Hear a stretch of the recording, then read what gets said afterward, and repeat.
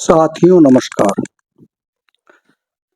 साथियों, 12वें द्विपक्षीय समझौते में एक्स ग्रेशिया का प्रावधान किया गया है और एक्स ग्रेशिया पर मैंने अपना एक वीडियो बनाकर 11 मार्च को अपलोड किया था।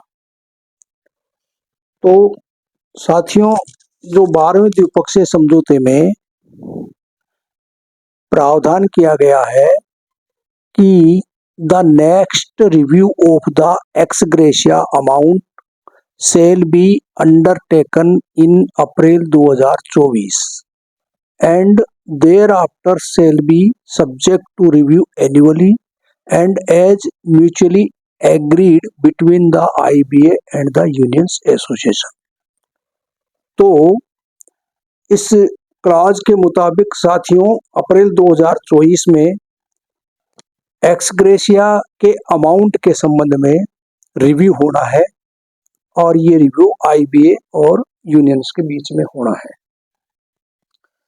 साथियों, मैं फिर इस बात को रिपीट करना चाहूँगा कि एक्स ग्रेशिया को किसी भी सूरत में पेंशन अपडेशन का विकल्प नहीं कहा जा सकता है। अर्थात न्याय संगत तो तभी होगा जब पेंशन अपडेशन होगी। एक्स ग्रेशिया पेंशन अपडेशन के कंपेयर में ना के बराबर है और यदि ये कहा जाए कि ये ऊंट के मुंह में जीरा है तो अतिशयोक्ति नहीं होगी। साथियों, मैं फिर इस बात को दोहराना चाहता हूं कि यूनियन क्यों नहीं इस चीज को देखती है कि जब सेंट्रल गवर्नमेंट स्टेट गवर्नमेंट में पे कमीशन के साथ ही पेंशन रिवीजन हो जाता है, आरबीआई में पेंशन रिवीजन हो रहा है, नाबार्ड में पेंशन रिवीजन हो रहा है, तो बैंकों में पेंशन रिवीजन क्यों नहीं हो रहा? जबकि कोरोना काल में बैंकों को इमरजेंसी सर्विसेज माना गया था और बैंक एम्प्लॉय से कोरोना काल में भी ड्यूटी पर आने के लिए कहा गया था और बैंक एम्प्लॉयज ने कोरोना काल में बैंकों में जाकर के और अपनी ड्यूटी परफॉर्म की थी। जितनी भी बड़ी बड़ी सरकारी स्कीमें हैं, चाहे वो जनधन योजना हो, मुद्रा योजना हो, पीएम स्वनिधि योजना हो, नोटबंदी की स्कीम हो, इन सब को बैंकर्स ने पूर्ण किया है, पूरा सहयोग दिया है, पूरे अपने डेडिकेशन के साथ में इन स्कीम के लिए कार्य किया है। और फिर जो रिटायर्ड बैंकर्स यूनियन एसोसिएशन है, उसका ये भी कहना है कि कोई एडिशनल फंड की रिक्वायरमेंट ही नहीं है पेंशन अपडेशन के लिए। जब ये स्थिति है कि फंड्स की भी रिक्वायरमेंट नहीं है, फंड्स भी गवर्नमेंट को देने की आवश्यकता नहीं है, तो फिर क्यों नहीं पेंशन रिवीजन बैंकर्स का हो रहा है? सबसे पहले तो मेरा मानना है कि जब ये रिव्यू मीटिंग हो तो यूनियंस को आईबीए के साथ में इसी मुद्दे को उठाना चाहिए और इस मुद्दे पर एक कोई टाइम बाउंड आश्वासन यूनियंस को आईबीए से लेना चाहिए। अब साथियों, जो एक्स ग्रेशिया स्कीम रखी गई है जिसमें जो मूल पेंशन और 31 अक्टूबर 22 का डीए और उसका जो टोटल आता है उसको अलग अलग सेटलमेंट में जो रिटायर्ड एम्प्लॉई है उनके लिए अलग अलग फैक्टर रखा गया है, उसे मल्टीपल करने पर एक्स ग्रेशिया का अमाउंट आता है। तो साथियों, अगर देखा जाए तो एक तो एक्स ग्रेशिया अमाउंट जो है डीए से लिंक नहीं है, तो डीए से लिंक करने बाबत इशू यूनियन को रिव्यू मीटिंग में आईबीए के साथ उठाना चाहिए और एक्स ग्रेशिया अमाउंट को भी डीए से लिंक करना चाहिए, क्योंकि पहले ही ये अमाउंट बहुत कम है। आप देखिए कि 10th बाईपार्टेट सेटलमेंट में जो एम्प्लॉयज रिटायर हुए हैं उनको 3% रखा गया है। 11th बाईपार्टेट सेटलमेंट में रिटायर हुए हैं उनको 2% रखा गया है। तो 3%, 2% ये अमाउंट आप देखिए महंगाई को देखते हुए और आज के टाइम में जो मनी इन्फ्लेशन है उसको देखते हुए क्या मायना रखता है। आप देखिए कि 1 फरवरी 24 से पेंशनर्स को 61 स्लेब मिले थे और इसका जो फैक्टर है 0.07 से इसको मल्टीपल करते हैं तो 4.27%, यानी 4.27% तो डीए बढ़ गया था छमाही आधार पर, जबकि ये जो एक्सग्रेशिया दे रहे हैं 2%, 3%, मतलब डीए इंक्रीज हो रहा छमाही आधार पर उससे भी कम। आप देखिए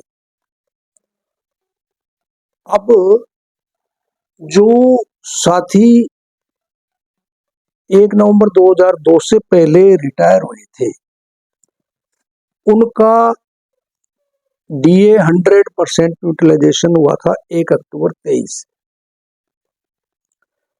इसका अर्थ यह है कि 1 अक्टूबर 23 से 100% डी न्यूट्रलाइजेशन का लाभ उनको मिला, लेकिन चूंकि एक्सग्रेशिया में 31 अक्टूबर 22 तक का डीए शामिल कर रहे हैं तो वास्तविकता में 100% यूटिलाइजेशन का लाभ उनको एक्सग्रेशिया के कैलकुलेशन के पर्पस से नहीं मिला।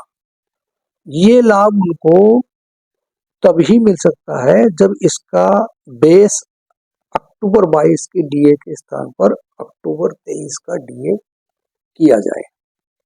तो ये मांग भी यूनियन जो है अपनी मीटिंग में रख सकती है कि इसका जो डीए है अक्टूबर 22 से बढ़ा करके और अक्टूबर 23 का किया जाए।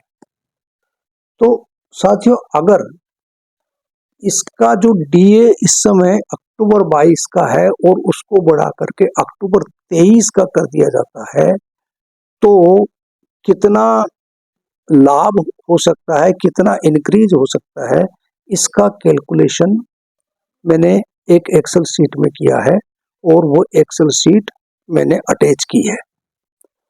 तो मैं साथियों आपको बताना चाहता हूं कि ये मैंने बेसिक पेंशन 100 रुपया मानते हुए किया है।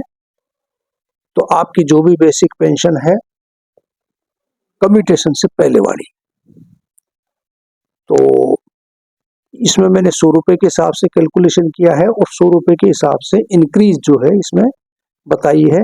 तो आप अपनी जो भी पेंशन है उसको इस हिसाब से मल्टीपल करके और अपनी इंक्रीज जो है ज्ञात कर सकते हैं कि यदि 31 अक्टूबर 22 के स्थान पर 31 अक्टूबर 23 का डीए जो है इसमें कैलकुलेशन पर्पस से मान लिया जाता है तो कितना इंक्रीज हो सकता है।